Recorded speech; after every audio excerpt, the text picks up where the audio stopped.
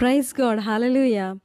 ప్రభు జన్మస్థలము పాకాయే కాని పరలోక సౌధమే. బాలుని చూడ జీవితమంత పవనమాయెను. ప్రభు పాద పూజ దీవెన కాగా ప్రసరించే పుణ్యము.